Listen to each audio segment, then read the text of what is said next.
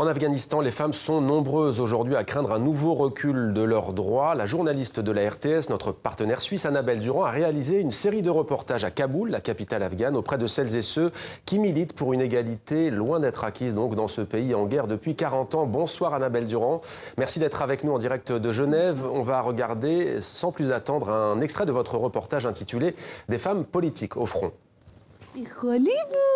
Naïd Farid est une jeune femme de 32 ans qui ne manque pas d'énergie et de tempérament.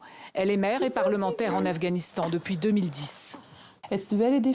C'est très difficile parce que c'est un duel permanent ce travail. Vous devez être une femme d'intérieur et aussi une députée.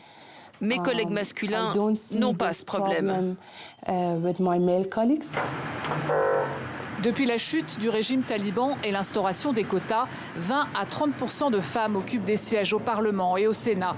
Et dans une société conservatrice et patriarcale, ce n'est pas une sinécure. Mes collègues masculins nous acceptent parce que nous sommes arrivés avec l'instauration des quotas.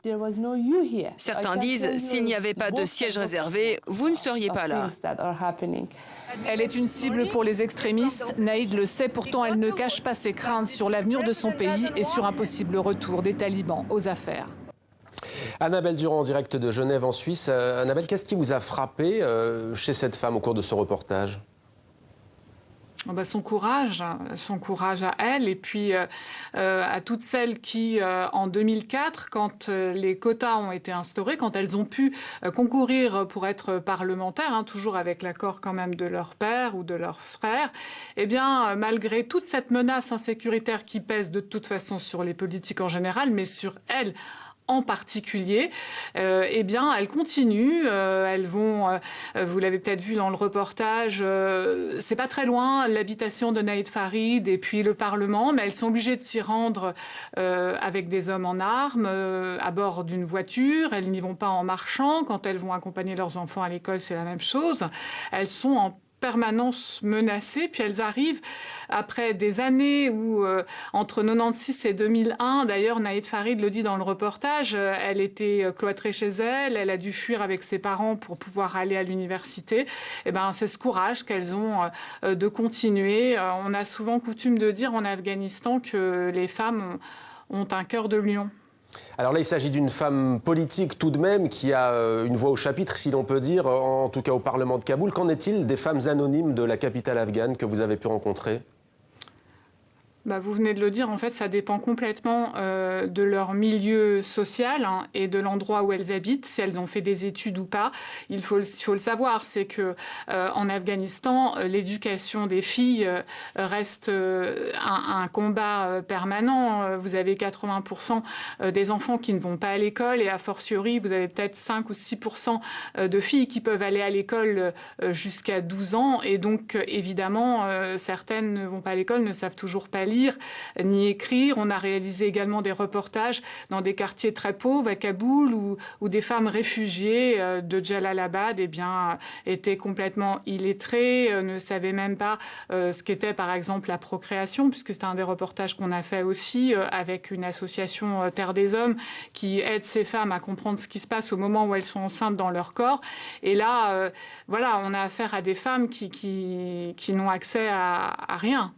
Est-ce que des hommes politiques ou bien de la société civile s'impliquent et prennent ce sujet à bras-le-corps pour aider à l'égalité entre femmes et hommes ? Bien sûr, puisque dans cette société patriarcale, les femmes ne peuvent rien faire sans l'accord des hommes. Naïd Farid, par exemple, elle a été poussée, elle a été aidée par sa famille, par les hommes de sa famille qui continuent à la porter. Son mari, ça c'est très moderne, j'ai envie de vous dire presque très moderne chez nous, mais encore plus en Afghanistan, où voilà, les hommes décident de s'occuper aussi un petit peu de l'éducation des enfants pour que leur épouse puisse aller à l'école, travailler ou, comme Naïd Farid, aller à l'Assemblée. Alors vous avez aussi rencontré un mollah, il s'appelle Kalamoudine, et il vous a dit « Notre religion est claire sur ce que doit faire un homme ou une femme. La démocratie obéit à l'islam, pas l'inverse. » Pourquoi est-ce que vous avez fait le choix journalistique de rencontrer cet homme ?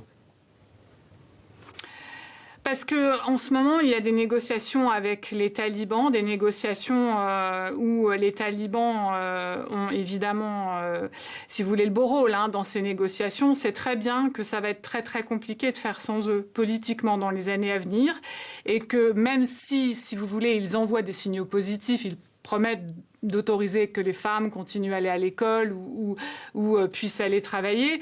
On sait qu'il y a des limites à ça. Et on se demande, et les femmes nous l'ont dit à chaque fois, c'est très bien de négocier avec les talibans. Au début, elles ne voulaient pas.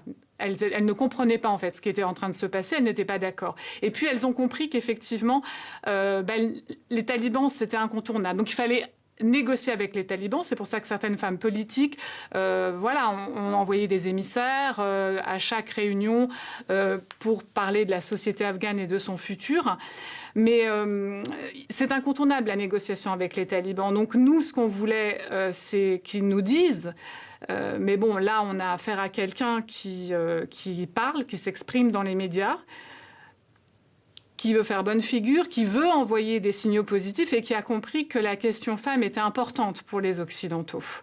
Et donc, pour nous, c'était important aussi de recueillir cette parole-là. Alors même si, évidemment, on se pose toujours la question de savoir si les talibans sont des interlocuteurs fiable sur cette question sécuritaire et sur la question des femmes. Merci beaucoup Annabelle Durand d'avoir répondu à nos questions et de nous avoir parlé de votre série de reportages sur l'Afghanistan. Rendez-vous sur le site de notre partenaire suisse, la RTS, pour en savoir plus. RTS.